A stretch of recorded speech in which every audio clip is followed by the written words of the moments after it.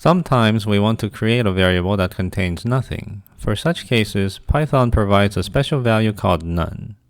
For example, suppose that we're implementing a function that searches a list of companies by name.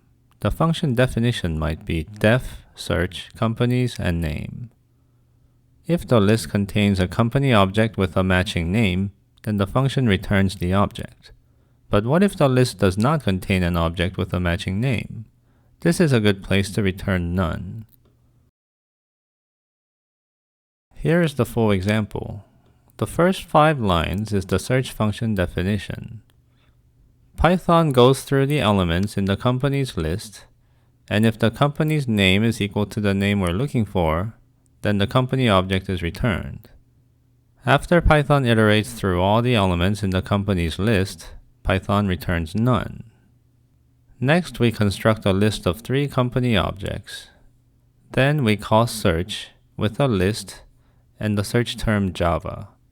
The list companies does not contain a company named Java, so the search function returns none.